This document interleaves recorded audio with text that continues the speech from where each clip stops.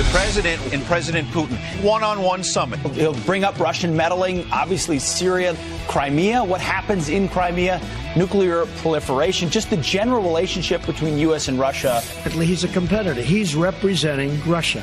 I'm representing the United States. The president should clearly cancel that trip to Helsinki.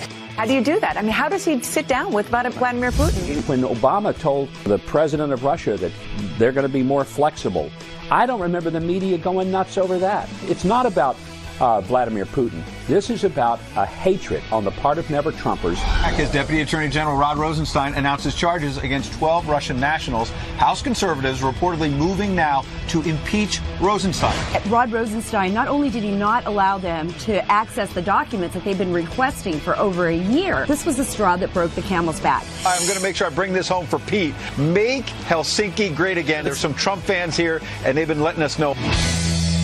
Found ice cream. It's not American ice cream. It's not American ice cream. How is Finnish ice cream? Pete, you can't have all the fun just because you do all the eating on the show.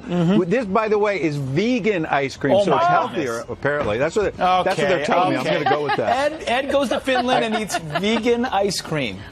Okay. He brought chocolate. the elite swamp to Helsinki. We have such a good producing team. I can't even hear you right now because I'm so focused. I got pistachio. All right, I'm going to let the team eat the rest of that. And then I got, what is this called again? Look at it. Just serve me ice cream. Ed's like, just serve me. Roasted nuts and caramel. Wow. We've got, this is called the unicorn. I'm going to get back to work. This is called the unicorn. Baskin Robbins. We got Dippin' Dots. We've got Cold Stone Creamery. Named after that Russian collusion that we were supposed to find, but it's like a unicorn. You just can't find it. I don't know where it is, you know? Pete, it doesn't matter what we talk about. It could be ice cream. It could be grilling out there. You're going to find a way to turn it back to no collusion, no collusion, no collusion. This is what we do, Ed. This is what we do. But now you, though, Ed, the reason you're in Helsinki, we should catch everybody up, is, of course, less than 24 hours from now, Donald Trump, our president, will be meeting with Russian President Vladimir Putin in a big summit. Big issues on the table, Ed, as you've talked about. He's said, the president has said he'll talk about Russian meddling, what they did to try to influence our elections, but also Syria, Crimea, nuclear arms race has been ongoing with them for decades, the general relationship with Russia. Ed, what are you hearing there as we lead up to this summit of what might happen on the ground? We're hearing about the possibility of sort of a grand bargain where the president puts on the table the idea of getting Vladimir Putin's help to get Iran out of Syria, also get Iran to calm down in the Middle East. In fact, I note it's very important. This has been little noticed, but Benjamin Netanyahu, a key ally of President Trump, of course, as the Israeli prime minister, was just meeting with Vladimir Putin 2 or 3 days ago, putting on the table this idea that if Putin will help get Iran out of Syria, get them to calm down in the Middle East, that maybe President Trump will put on the table the idea of recognizing the Russian taking, I should say, of Crimea. Now, that would be very controversial because that annexation was illegal. Let's be honest about it. And the president will face a lot of criticism. But you know what?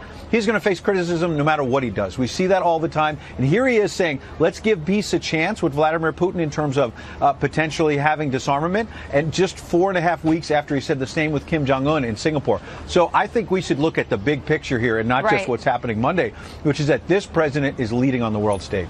Absolutely. And he has said he wants to make peace a central point or a central part of his agenda there at the summit. He's also, I think, taking the stance of a businessman. I think he's more concerned. He talked about that on the campaign trail.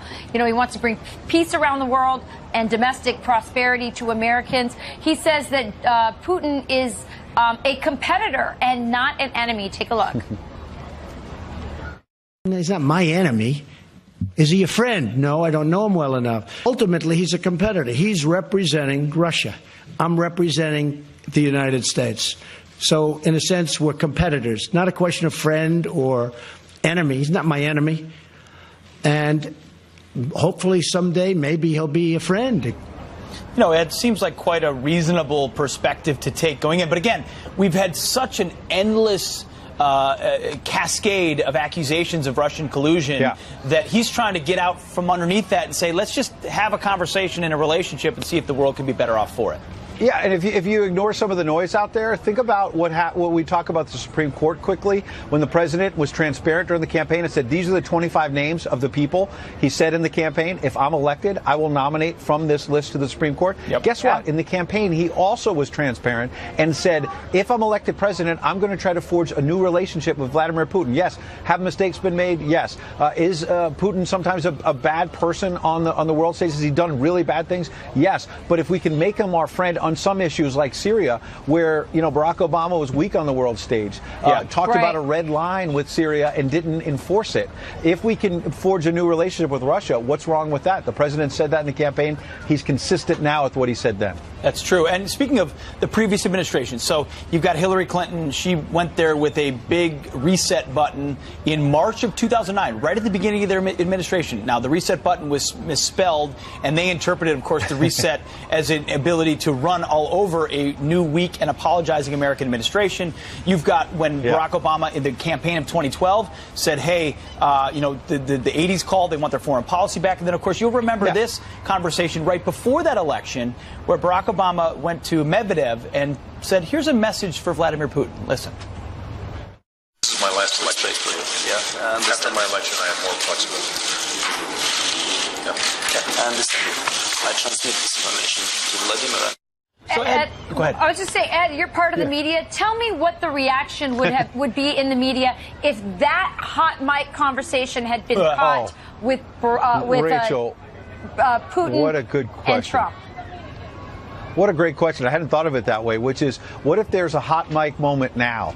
The idea, and President Trump was caught saying, hey, give me a little time, Vlad. I'll have a little more flexibility, after 2020.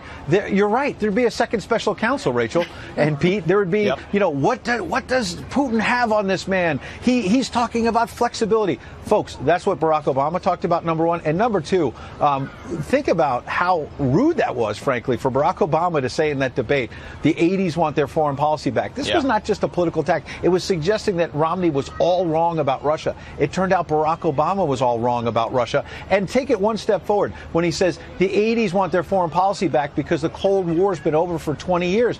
Guess what, folks? The Democrats are now saying the opposite. They're being hypocrites. They're saying the Cold War is back. Vlad is bad. Donald Trump is in over his head. I thought Barack Obama said just a few years ago the Cold War was over. Now all of a sudden you can't keep track where the Democrats are in this story. Seems very convenient. But Ed, you're already talking about a second special counsel. Easy, cowboy. We haven't even ended the first one yet. Tongue in cheek. I know. Bob Mueller, but we're hearing reports, and you've talked about it earlier in the program, about they're possibly pushing to wrap up the investigation by the end of the summer. This, as Rod Rosenstein walked to that podium, talked about the indictment of 12 Russian spies. They'll never see justice on our side of the pond. But he also emphasized very specifically, this indictment has nothing to do with Americans, has nothing to do with collusion. So here we are, over a year into this special counsel, no evidence of collusion, not even leaked to the media. Will we see this start to wrap up by the end of summer? Because we've heard that before. I'm skeptical because we have heard it before. You're absolutely right, Pete. Now, look, we should be have a cautionary note, which is that there could be American co-conspirators added to these indictments. Doesn't mean they're guilty. They could be found to be innocent, but we don't know where Robert Mueller's going. And that's kind of the point, that this started out as allegations of collusion. That hasn't been proven. So now it's morphing into other things. And people have pled guilty. There have been indictments for other crimes, not for collusion, not for obstruction of justice. The investigation is still open, so we don't know where it'll go. But you're right. And come on in, Rachel, because, look, we've heard that Robert Mueller's going to wrap this up before the midterms. We heard that months ago, and guess what? He hasn't done it. So this is front and center a political issue. Right. My question to you is, could they not at least wrap up the part about Trump? I mean, here we have the President of the United States. You mentioned all the amazing things he's doing on the world stage, all the work he's doing domestically on immigration and the economy. It's about time that if there is nothing on him, and I have to believe after $40 million and almost 2 years, and every single news organization in this country looking under every single rock for some ounce of collusion between the president and Vladimir Putin and these Russians during the election.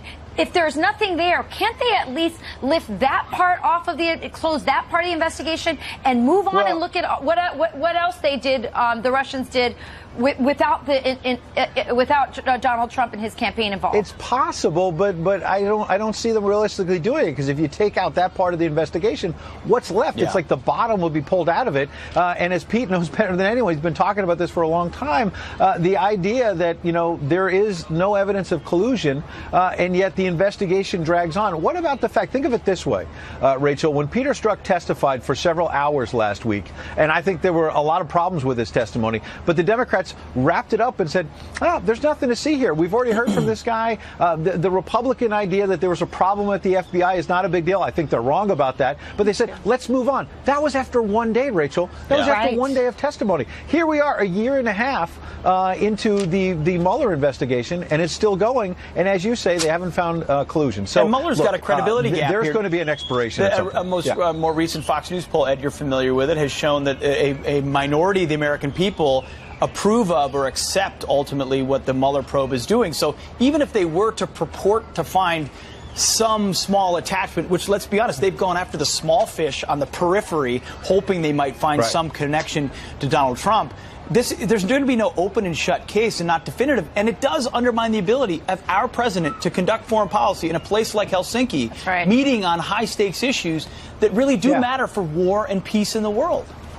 What about the fact that there were, 2, 3, multiple FISA warrants to surveil Carter Page, as you say, a very low-level Trump campaign official, for a brief amount of time? Have they brought charges against him? None. It's been more than a year and a half, 2 years since they started surveilling him. So if they were listening to his calls and they were doing all these other things, there clearly doesn't appear to be anything there, because they never charged Carter Page with anything. So I think you're right. I think pressure is increasing to figure out, is there something there or not?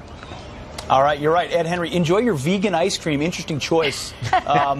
Strikes me as what a journalist might consume over in Finland with the Euro folks. I'm just saying. You get the vegan because you think it's healthy, and then you eat 3 tubs of it. So you end up having the same amount of calories. No longer healthy, Ed. No longer healthy. You've got a big interview coming up with Rand Paul. We look forward to it. Stick with us. Looking forward to it. Ed's with us all morning long. Thank you, Ed. All right. Well, Finland stepping up security and at its borders. Oh, borders. Wow. What a novel concept. Borders for countries. Ahead of the summit tomorrow. Dr. Sebastian Gorka on that. Plus, we've got Sean Hannity. He's going to be on our program this morning, live from Helsinki. Of border safety and walls. Here to explain, Fox News national security strategist and former deputy assistant to President Trump, Dr. Sebastian Gorka. Welcome, Doctor. Thanks, Rachel. So, borders, I thought that they didn't really make a difference. Funny how that works, doesn't it? You have perhaps one of the most important summits. I think after Singapore, this is perhaps the second most important summit of the last few decades. And the host country, Finland, which is part of the EU, part of the Schengen Agreement, which removed all borders in this wonderland of the European Union except the UK. It's very interesting. The UK, when it came to removing borders, said, no thanks, we'll keep ours. But everybody else said, no, we don't need border checks. We don't need to see your passport. We're just one big happy family. And Finland has said this is so important. There are so many people out there that are potential threats. We're putting back our border controls, which is exactly what happened in France after the recent terror attacks as well. They temporarily reinstated borders. So without borders, it's very hard to have a country. It's very hard to have security. Well, that's right. So, Dr. Finland's interior minister had this to say. This is a quote from an article recently about these new border controls. He said, the aim with this is to make sure that foreign nationals traveling to or from Finland fulfill the conditions for entry into or staying in the country as laid down by law to identify persons who might pose a risk. It's almost shocking to me that that is something you could say temporarily, as opposed to what our president is saying right now. We have laws, we have borders, we have a country, maybe we should enforce them. Sounds like extreme vetting, Doctor, doesn't it? Indeed it does. Indeed it does. I think it was the great Mark Levin who said, without borders, without culture, without language, you have no nation. No, but you're absolutely right. There's a reason that the first substantive policy platform the president had as candidate was to talk about borders and the wall. It's like a house, Peter.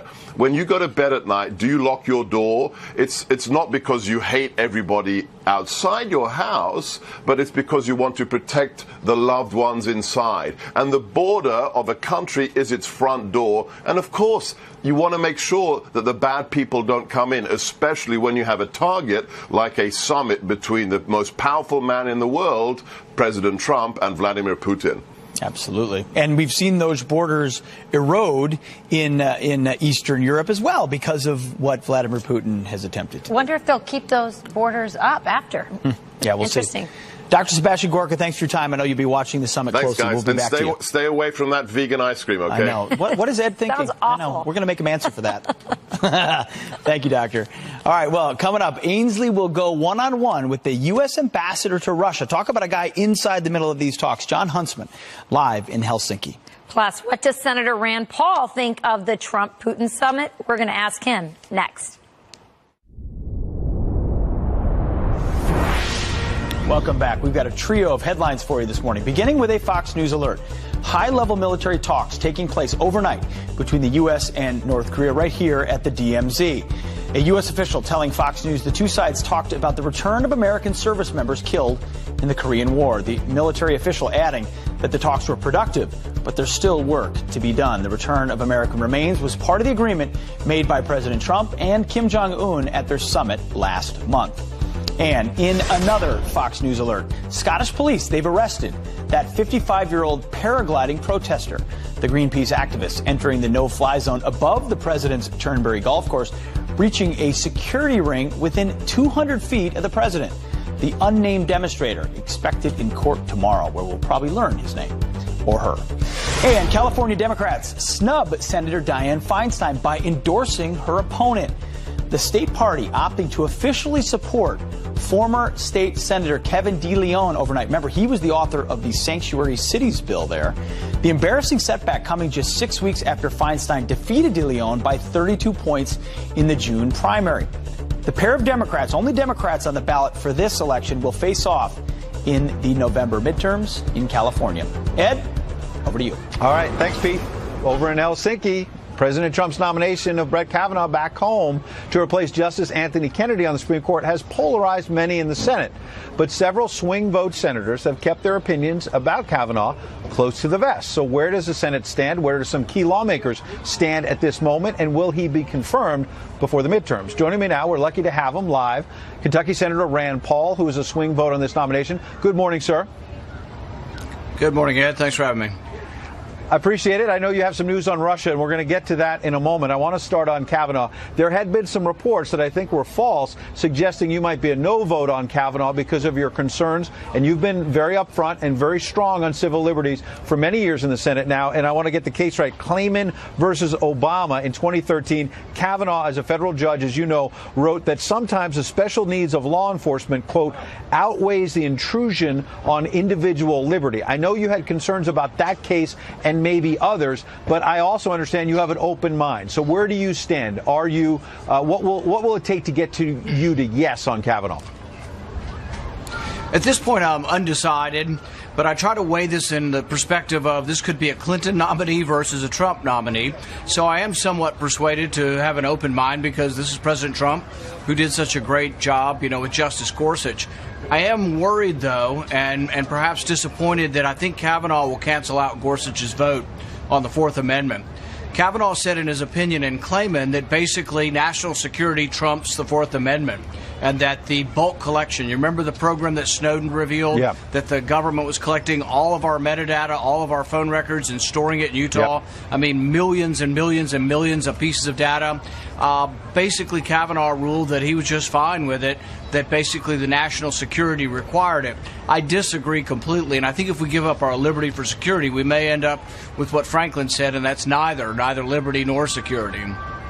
But that's a strong issue for you. What would it take, though, to get you to yes? Do you think you can overcome that? Because, as you say, big picture here, it's not a Clinton nominee, and maybe you could come around and support Kavanaugh. Well, there are 10 rights or 10 Bill of Rights, 10 amendments listed in the Bill of Rights. And so the Fourth Amendment's one of them. So we're already down one. Let's see how he does on the other 9. I'm willing to meet with him. I'd like to have a frank discussion with him. And the bottom line is I don't think you get much from Supreme Court justices, but I think the conversation is useful. And I think it's worth him hearing that I don't think anybody in America believes that when you use a cell phone company or when you use Visa or when you use a bank that somehow you've given up your privacy. That's what the Supreme Court said in the 1970s, and they couldn't be more horribly wrong. Nobody in America believes you give up your privacy when you do banking, but there are some people who believe that in the court system. I'm concerned about Kavanaugh. We're going to have hopefully an open and long and far-ranging conversation about this. So Senator Paul open-minded about Kavanaugh. There are a lot of closed-minded people, it seems, right now on this summit here in Helsinki, which kicks off tomorrow where I am. And Senator, I wonder, I'm hearing that you have some news to make for us this morning, that you're planning a trip to Russia to follow up on all of this. Yes, I've been an advocate for engagement, and I think there are a lot of simplistic people out there on both sides of the aisle that are criticizing President Trump. Engagement is a good idea. Engagement means having meetings, having conversations. Even during the height of the Cuban Missile Crisis, there was a direct line of communication between Kennedy and Khrushchev. So we need to have communication. We want to make sure there are no mistakes. We don't want to mistakenly amble into a war because we were in close proximity and didn't know it. So I'm very much for open lines of communication. It doesn't mean that we agreed or we accede to things that Russia is doing, but we have to have communication. And that means bilateral exchanges of our leaders in our country to theirs. So when are you going and who are you bringing? After his meeting. I'm going to be there in early August, and I'll be going with Cato, which is a foreign policy and free market think tank, and some of their members. And we'll be talking to the president after Helsinki and asking him if there are some things that we can follow up on. We have some ideas for renewing cultural exchange, renewing exchange of political leaders. We need to have more exchange of thought and communication than we've had. All right. Well, Senator Paul, right in the thick of the Brett Kavanaugh nomination, as well as this summit in Helsinki, trying to make sure that something positive comes from it. Senator Paul, we appreciate you taking some time out to come on Fox and Friends this morning, sir. Thank you. All right. Coming up, Ainsley is going one-on-one as we go deeper here at the summit with the U.S. Ambassador to Russia, Jon Huntsman, live right here in Helsinki just moments from now.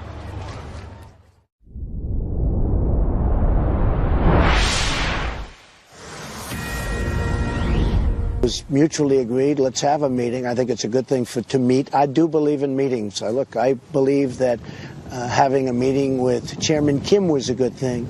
I think having meetings with the president of China was a very good thing. I believe it's really good. So having meetings with Russia, China, North Korea, I believe in it. Nothing bad's going to come out of it, and maybe some good will come out. That's a new interview yesterday with President Trump. He was at his golf course in Scotland. He will be headed soon to Helsinki, Finland, where we now find Ainsley Earhardt. You know her as the host of Fox and Friends during the weekday. She's also the special weekend correspondent for just one weekend, this weekend. And she joins us live with the ambassador to Russia, Jon Huntsman. Ainsley, take it away. Good morning, Ainsley. Thank you, Rachel. Good morning, and thank you, Pete. Yes, we're with Ambassador Huntsman. As you know, he's the ambassador for Russia. He was also the ambassador to China and Singapore, ran for president. He was governor of Utah, and most importantly, father to 7, including grandfather Abby. to Isabel. That's probably the most important part of the bio. Isabel. She's beautiful. I know you're missing your family. I miss her dearly, and I know Harper you do. And all the rest of the grandkids I miss. But well, thank you for leaving your family and coming over to live in Russia and represent the United States. It's a labor of love. Tell us about this meeting. What is the purpose? Well, the purpose is to reduce tension in the bilateral relationship. The president has been remarkably consistent from the campaign through to when he was elected, through to the instructions he gave me when I came out. We need to reduce the tension in the relationship. We need to take the danger to the American people out of a bilateral relationship, a relationship that contains 90% of the world's nuclear weapons. How do you do that? Well, you have to build trust in a relationship that has none. So the collective blood pressure in our bilateral relationship is off the charts high. We're not talking with one another. We're talking past one another. We have issues that have built up, not least of all election meddling and malign influence in Europe. We have violations of international law in Ukraine. We have 460 sanctions on individuals and entities that have built up as a result of all of this mischief. And then you come to the realization, as every president does, that in order to solve certain problems in the world, you've got to work collaboratively. So it's inconceivable that you can put out some of the fires in the Middle East without the United States and Russia working together in Syria. Those sanctions will remain until what? Well, until Russia chooses to address them. So some of them are related to Crimea, some of them are related to eastern Ukraine, Donbass, some of them are related to cyber hacking, and there are other categories as well. So they're there for a reason. And President Trump and President Putin will sit down tomorrow for the first time ever. They've had what they call pull-aside meetings as far back as the G20 in Hamburg, Germany, or the APEC summit in Vietnam. But this is the first time that they've had a chance to actually sit down and put the cards on the table. So what you don't want is what every president since the Cold War has done, which is to announce a big reset, a big redo, hype expectations on both sides, and then have everything collapse. Correct. Because that's exactly what's happened under every administration so far. Hillary gave him the reset button. The reset, exactly right. You remember that, Ainsley. So key here is to say we have issues, they have issues. We're informed by the past, what we've learned, and what they have done. We're wizened by that. We're going to put our cards on the table, we're going to look at theirs, and we're going to see where we have overlapping interests. It may work, it may not, but I can tell you that in the president, we have the most experienced negotiator ever elected to the presidency. You have a lot of presidents who have never had a negotiation before, unbelievable as that sounds, before they were elected president. So the president has pretty good instincts on these kinds of things. What are those overlapping issues? Because it's hard for us to see. No, and I can't fault you for that. But if you start to look at the issue categories that would have overlapping interests, so the U.S. and Russia have 90% of the world's nuclear weapons. It's a danger waiting to happen. We are bound together by an arms control agreement called New START, which expires in 2021 unless we re-up it for another 5 years. Key here is to take down the threat, to look at nuclear safety and protocols that would reduce risk, and to limit the number of deployed strategic warheads, which is what we're doing together. So they want to do it, we want to do it. We have overlapping interests in Syria, which is a very small and defined battlefield right now. We're going after an enemy, they're going after an enemy. We want to finish the war against ISIS, and then we want to make sure that Syria stabilizes as a nation state. And we and Russia have to get on the same page to do that. We would have some overlapping interests in North Korea, if I could just finish with this one, because we both believe, as nuclear powers, that in order to get to denuclearization, ultimately, we're both going to have to play a role in that process. Breaking news this week, 12 Russians were indicted, accused of meddling in our 2016 elections.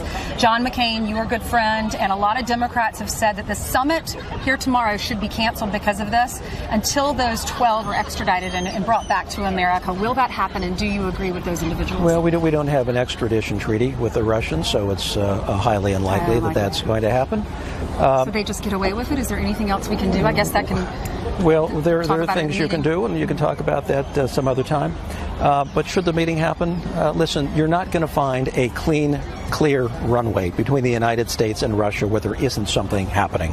I once ran the U.S.-China relationship. There was never a clear runway between a malign activity and when you had some sort of big meeting planned. It's almost impossible. So these are big issues, and they really can't wait. And there's no reason to wait. These other issues with respect to the investigation are going to continue to play out as they should. The investigation will have rolled up almost a total of 30 Russians based upon some of their activity during the election. And we need to begin to look not in the rearview mirror, Ainsley, but forward. And we have an election in November. And if there is meddling in 2018, like we have seen in the past, it's inconceivable that we're going to be able to work on these other issues that I've described that, if done successfully, will leave the world a better, safer place. And I applaud the president for saying this is in the national security interest of the American people and our country And I don't want to further delay it. I want to begin taking steps to reduce the tension in what is an extremely tense relationship. Mm-hmm. I know that Russia has, their privacy laws are completely different. You know, they're known for espionage. And when it comes to the midterm elections, they're taking advantage of our freedoms and our liberty over in America. So how can we prevent them from doing that in the midterm election, knowing that they just did it in 2016? You know, there are countries, a few, that will engage in different types of meddling around election time. And I have to say it isn't new for Russia either. If you look at the history of meddling, it goes back some decades, different types of meddling. But what is important for us is to learn about what went on and to be wise as a result and to develop approaches and technologies and procedures and countermeasures that will allow us to be better, smarter, and faster. I don't like it when the United States is on defense all the time. I like it when America is on offense, and that's where we should be. And that's where the president intends to get us tomorrow. And so let's learn from those experiences. We are an innovative, free country. Someone trips us up, we learn our lessons and we march forward, and we get better as we proceed. The president was not afraid to say a few things about Theresa May and then sit down in front of her and shake hands with her and talk to her when they had the photo opportunity. He's done the same thing with Putin. He's said some harsh things about him, but also said that they can come to the table and they can agree, and that's why they're having the meeting. He did say at the NATO summit, he said he was so furious with Germany for doing business with Russia, for giving them billions of dollars in energy, and it wasn't fair, and that we're paying so much and they want protections, and if we're going to give them protections, then they need to do the right thing. Do you agree with the president on that? The president has a very, very good point. And what I enjoy about the president in working with him is he's not a politician, and he's not necessarily a diplomat. He's a hard-charging business guy who now represents the United States of America. And where people in the past would have conversations in the back room that are the same thing, he basically says, here it is. Like it or not, here are the issues that I really care about, and the whole world learns about it, which isn't always bad that he's taken that approach. But here's one thing that goes right to where the president campaigned almost 2 years ago.